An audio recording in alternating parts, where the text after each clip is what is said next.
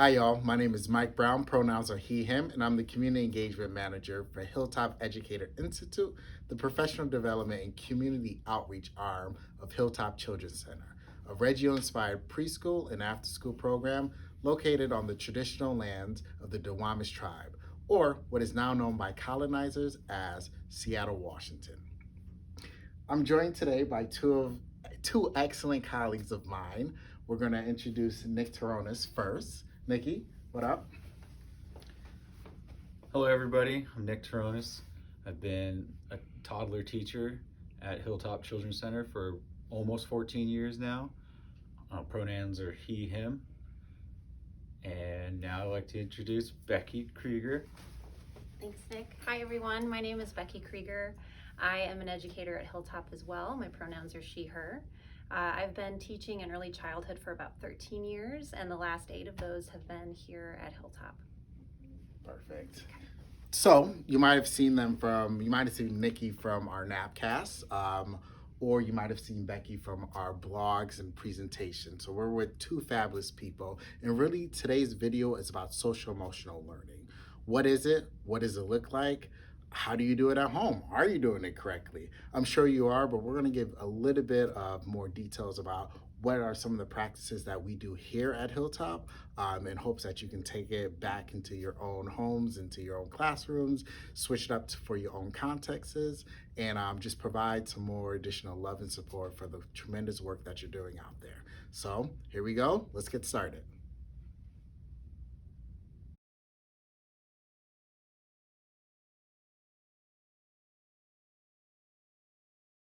So a rose and a thorn is a practice that you can try with your kids at home, around the table at snack or breakfast or dinner. And this is just a practice to get kids used to reflecting on their day, thinking about things they liked about their day, things that were hard. And this is just a tool that we can use to help kids start to build their emotional processing and their emotional intelligence. So how it works is you are all together as a family, or perhaps it's just you one-on-one with your kiddo, and you can say to your child something like, tell me about one rose and one thorn from your day. And if this is a new activity for your kid, you might have to model this for them and explain, well, a rose is something that you really liked about your day and something that felt really good to you. And a thorn is something that was really hard about your day or really tricky or that you didn't like. So maybe you could model something like, my rose today was I had a lot of meetings and it was kind of boring and I got distracted and I didn't really like that part of my day. Or sorry, that was my thorn. But my rose today was I got to have a really nice lunch with my coworker and we got to sit outside and it was really warm. So that was my thorn and my rose from today. So what's yours? So model it for your kid, give them a chance to think about it. If they're having trouble coming up with something, maybe you could ask them questions like, well, what happened at the snack table today? Or what happened on the playground today? Who did you play with? Those kinds of questions can get kids' brain going and get them thinking of examples. Another thing you can add to this activity is what was a bud from your day. So the bud, and this tends to work a little bit better with older kids. The bud is something that they might be looking forward to in the future. So an example you could give from your own life, my bud is that on Friday, I'm going to be going on a work trip with some of my colleagues, and I'm really excited about that. Or tomorrow, I only work a half day, so I'm going to get to spend the afternoon with you. That's what I'm looking forward to.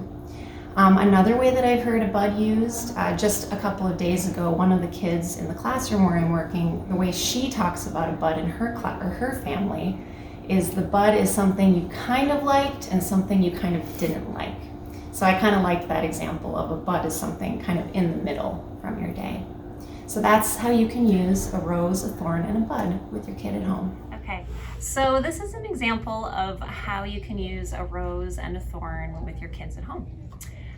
So today, guys, we're gonna play a game. Yay! And it's called a rose and a thorn. And this is how it goes. We're each gonna think of an example of something today that felt really good and made us really happy. That's gonna be our rose.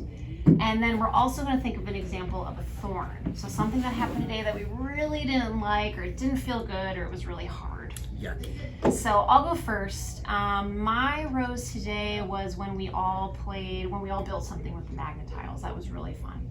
We all had different ideas. We played together. Oh, I played that with you. Yeah, wasn't that really great? Yeah. Maybe that'll be your rose. I don't know. But my thorn today is, I don't really like what I brought in my lunch. I wish I had brought something different today. So I think those will be my examples. What about you? What's your rose and thorn today? Well, I think I don't I don't. know. I'm feeling kind of shy. You need thinking time? Can I go? That's okay.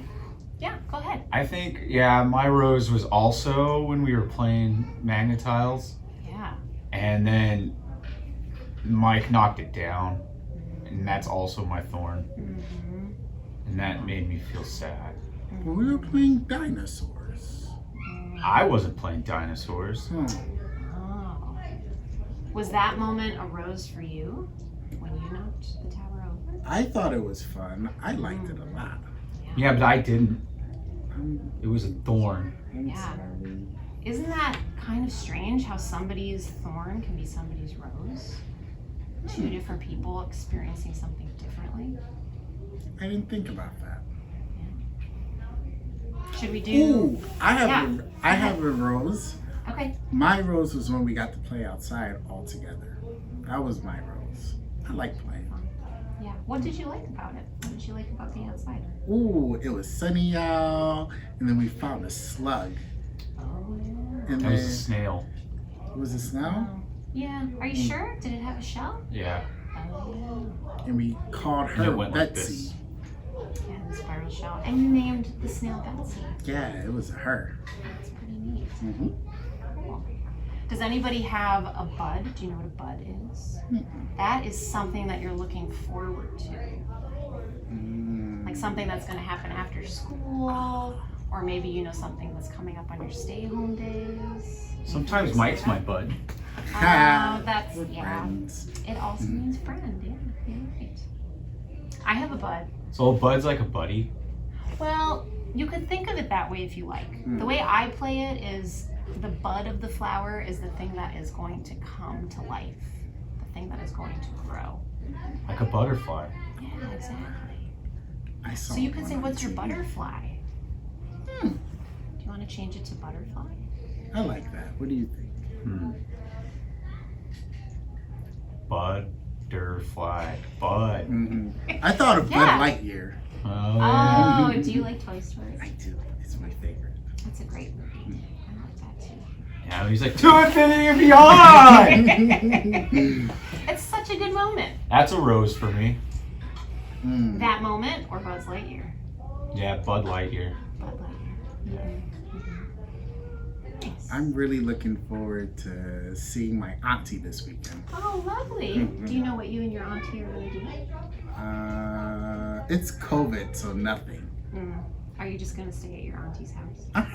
Mm-hmm. I bet you guys will find fun things to do. Always. That's great. And that's the game. A rose, a thorn, and a butterfly.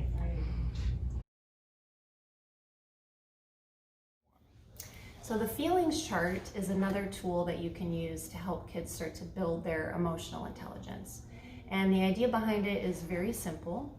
It's just a piece of paper or a poster of some kind that has different facial expressions on it and names attached to those facial expressions. So you might have a happy face, sad, angry. You might make it a little bit more complex for slightly older kids, like frustrated, agitated. You can kind of build kids' vocabulary that way. But it's a really simple concept, and the idea is that you're giving kids a tool to be able to match a facial expression to the emotion. And the brain science behind this is you're helping kids name an emotion in order to tame the emotion.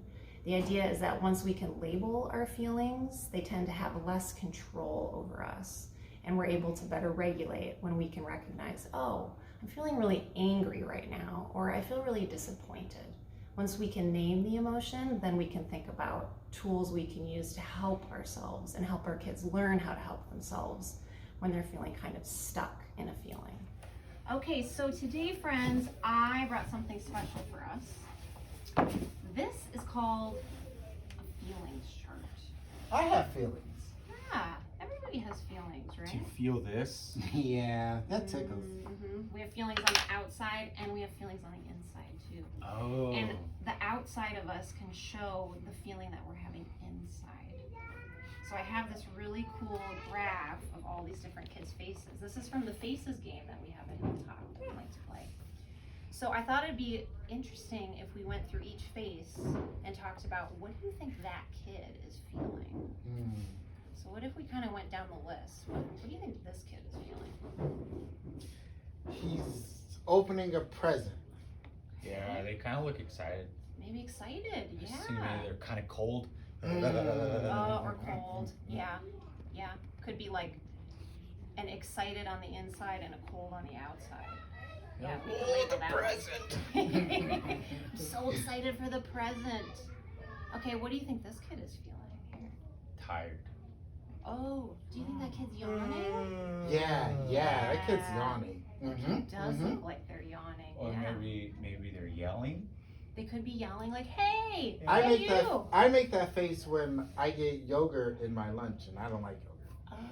Oh. Yeah. And you're like, ah! Is it kind of like an unhappy surprise? Like, I didn't want yogurt. I thought surprises were good. Oh, interesting. Are all surprises good? Well, one time my mom stepped into her rain boot and there was a slug in it. She said she was surprised, but then she was screaming like she was mad. So like an unhappy surprise? I think your mom had an unhappy surprise, yeah. Maybe that is what this kid is having. And there's a slug in my boot! Yeah. And I do not like it. What about this kid?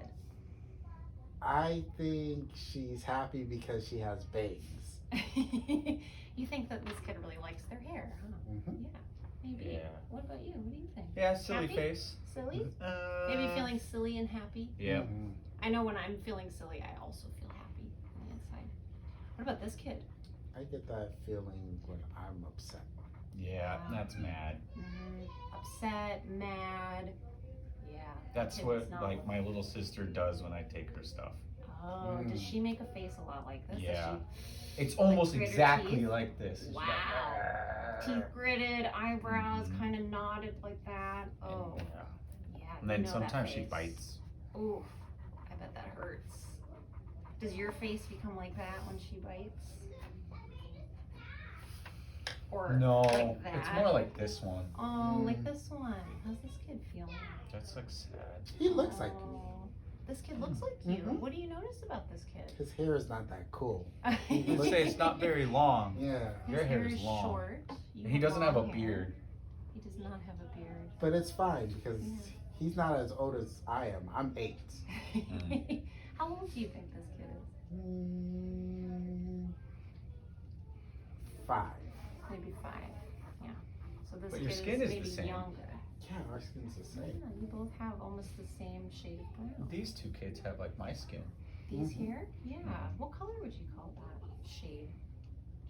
We in my family we say brown. You say brown. Sometimes my mom says that I'm getting tanner. Oh. So your skin gets darker in the sun on the outside. I wonder if that's true for these two kids too. Their skin color gets darker. What about this kid? That's happy. They Like do when I look- get an ice cream cone. Do you get a big smile like that? Yeah. Me too. I feel that way when I get ice cream, especially if it's my favorite flavor. That's how I feel now. I'm gonna draw that. Oh, awesome! You're gonna draw your happy face. And 1 tooth. I wonder. I remember this one time when I was building magnet tiles and Mike was playing dinosaurs and he had that face when he knocked over my He magnet had this tile. face because Yeah. that was his rose. Yeah, and then Yeah. but you had another face on that. You had the top. Which one? You had the This top. one? Yeah. Yeah. You had the angry, upset face. I said, Mike! Yeah, that was definitely your thorn. Oh man. And I didn't like it. I'm And sorry. then you had this kind of face. You were sad. Yeah, kind of frowny. I'm sorry, friend. It's okay. We're buds now. You are buds. What do you think this kid's feeling? Poopy. Poopy! Poopy! Like he just said poopy. Do you think he thinks something's funny? Yeah, Maybe he's that's how laughing. I felt just right now when Mike said poopy. Yeah, we were laughing because poopy's funny. It is. That's a funny one. Poopy fart. Hopefully he doesn't have a poopy right now. Mm-mm. Maybe that's why he's happy. Maybe it felt good.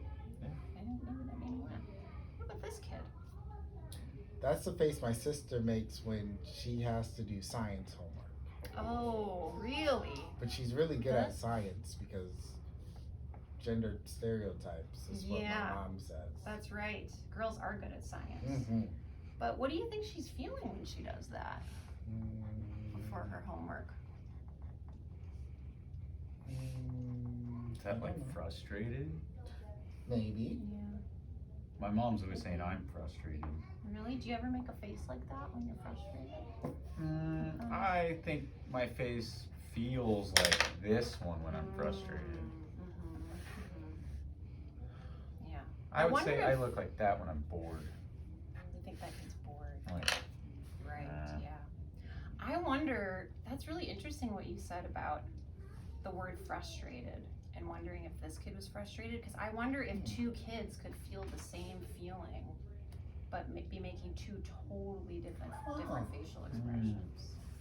Like maybe this kid is more like really angry, frustrated, and maybe this kid is more like, oh, I don't want to do this, frustrated. Or maybe the thing they're doing feels boring.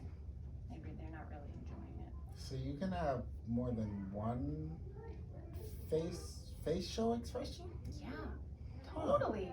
Like sometimes when you're really happy and excited, sometimes you've got this big smile and you can see it on someone's face. But sometimes when you have a happy surprise, your face can also look like that, like you were not expecting it. Oh. Yeah. So even these two kids might be feeling something similar. You never know. or these two with two silly faces. Yeah. Or, yep, exactly. Because remember, he was laughing about the poop. So maybe he's feeling really silly too, like this kiddo is. Yeah. So your face can make all kinds of different expressions depending on what you're feeling. So you were drawing a happy face. I made Did you want to show us your happy face? This is my happy face. Oh, look at that. So when I feel happy, this is the face I make. Yeah. And now I know. I can tell by your big smile. And my 1 2. I like that you made your mouth have one too. It reminds me a little bit of a jack-o'-lantern smile. Cool. What about you? Are you drawing a face too? Oh, you're drawing something like a flower. I'm trying to draw a rose. Ah. And I'm at Thorn. You're still thinking about your rose and thorn. Cool. What does the rose make you feel? Calm. Do any of these faces look calm? I'd say, I guess this one. I mean, these two look calm, but one looks like a happy calm, and one's like a sad calm. Can you be calm when you're sad? Yeah, that's a really good question. Have you ever felt that before? A time when you were sad, but your inside felt kind of quiet? Yeah. Your brain felt kind of quiet? When I'm calm, I feel it in my legs. And then my heart doesn't beat as fast. Interesting. So one part of your body slows down, and you can feel that in your heart. Okay. That's where your blood comes from. Yeah. Right. Yeah. Cool. Hi, so I'm going to talk about a Cupcake Method. And what this is about is helping young children, especially toddlers, what this is geared to, is helping them reconnect to their body and to get recentered. Because a lot of the times their emotions become way out here and really big. And we want to bring it back in so that way we can then move on and talk about the situation. I think this plays into their strength of their development at the sensory motor stage, where we're getting in touch with their senses and also using physical cues to help them recognize what's going on internally in their body. so they can then build on a stronger social emotional intelligence. I miss my mommy. I don't want to be here. Freeze. Right now, Becky is at a heightened emotional state, like most children are when they're either missing their family member or some sort of childhood injustice has happened to them. Someone taking their toy, or maybe they accidentally got hit. Now, instead of addressing the behavior of Becky knocking down the books, I know that she's not going to be able to talk about that right now. So let's address what she's feeling in the moment. Unfreeze. Hey, Becky. Can you hear my voice? Hey, my friend, you can hear me? Okay. Hey, you're nodding your head. I'm curious what you're feeling right now. You're sounding sad. You're crying. I see a lot of tears coming down. The pillow's getting wet. And your back is going up and down with heavy breathing. Can I make a cupcake with you? Oh, what? Can I help you make a cupcake? What's that? A cupcake. You've had a cupcake at maybe a birthday party? Yeah? Yeah. How do you do it? Well, all right. So can you make a fist? This will be our cupcake. But first, we need to mix the batter for the cupcake. Okay. You know where your belly button's at? Yes. Okay, so go just below your belly button. Okay. And let's mix our cupcake around. Let's go 1 mix, 2 mix. You feel like getting warm? 7. It kind of 8. tickles. Yeah. All right, let's stop. And we'll leave it right there in our oven. We're gonna bake a cupcake. What? Yeah. You can't bake a cupcake in your belly. I know, this is our pretend cupcake. It's pretty funny though. Oh. Okay. So let's push our cupcake out. So we'll take a breath in. When we breathe, we push it with our belly. And then push your fist into your belly. And push out the cupcake again. It's moving. Yeah. And then push it back in. And then do one more. It moves again. And then squish it. Bing! Your cupcake is ready. So let's pull the cupcake out. I mean, how many candles do you want on your cupcake? Oh. All of them. Okay. So we'll go like this. I'll keep your cupcake. I'll keep 1, 2, 3, 4, 5 candles. Okay. And then you can add your other candles. 6, 7, 8, 9, 10. Now let's blow out all the candles.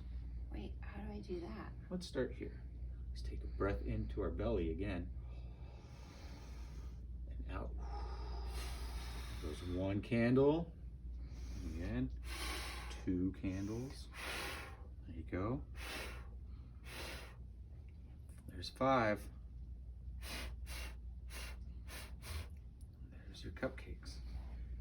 Now can I take my cupcake and put it on your head? Yes.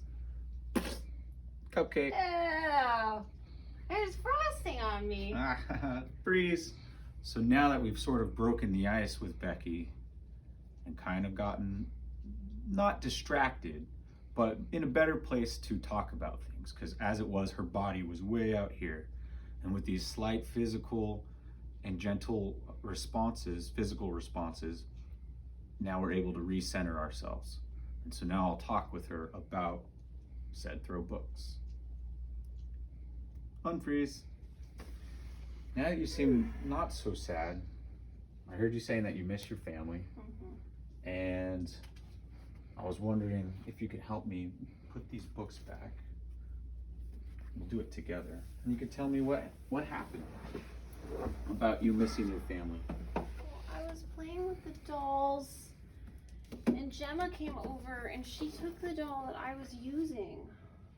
And I didn't like that. And I told her to give it back, but she wouldn't listen. And did you only tell her one time? Yes. Oh. but she didn't listen to me. She just kept playing with it. Yeah, that made you so mad. I was so mad. You flew over I had here. it first. You did. So let's get these books away and then we'll go solve that problem. And next time, if you're feeling upset, you can find me or one of our other teacher friends, and we're here to help you. So that way we don't, hurt the books. Because some of these books belong to the library. Yeah, I like the books. Yeah, me too. Yeah.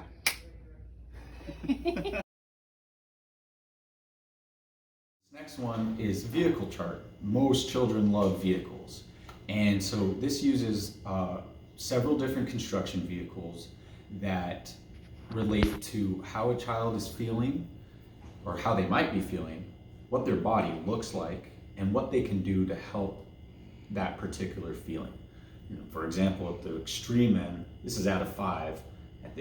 If you're at a 5, you are a wrecking ball, and you might be going crashing, blah, blah, blah, blah, blah. And this chart helps you figure out what you can do in that moment. And it gives you, the adult, some language to spell this out for the child. All right, so here I have a 5-point construction vehicle scale. Most children like construction vehicles, and you can use it to their strength to recapture their attention and help them think about what they're feeling inside their body when one of these actions is going on. At the first point, we have a still and quiet tractor. On the second point, we have a careful working crane. On the third, a backhoe as planned as part of a team. The fourth is a smashing and crashing steamroller. And then at the 5, the top of the scale, and what we say is in the danger zone, is a wrecking ball. And what I like to do with children is what I notice in their play, whether they're crashing, smashing, or in the danger zone, or if they're playing as a team, I'll call that out. So for example, if I see a group of children playing with blocks together and they're smiling, and they're having a good time, I might just casually come over and say, hey, you children look like you are this playful backhoe. You're at a 3 right now. You're excited and happy. You might feel excited and happy. Your body looks like you're playing with the team. You're having fun. You're smiling. And what you can do is keep playing and maybe think about if you need water or some food, because you're doing a lot of hard work at thinking. Now on the other end, a wrecking ball. And oftentimes you might see this when a child's in transition from going inside to outside or going to go use the bathroom or wash their hands. And they may not want to be ready to do that. And so you might see them running. And this even happens when they are just flat out angry and sad. And you might call out, wow, you're going to 1, 2, 3, 4, 5 wrecking ball. You might feel a little bit angry and sad. You're crying, you're kind of out of control. You're running from here to there without stopping. Your body looks like it's going too fast.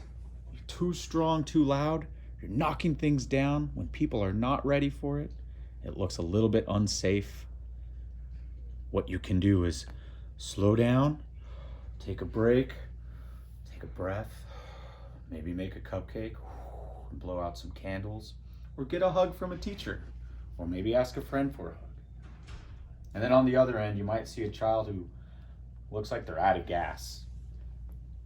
You can say, wow, you might feel sleepy. You might be tired. Or how are you feeling? Maybe check their temperature. Or you can call out, your body looks really slow. You're laying down a lot. You're not moving. You're more quiet than usual. What you can do is ask for a snack, or maybe ask to rest. Or you can figure out to do some wake-up activities. Maybe join a team of backhoes and run around. So this is the 5-point construction vehicle chart.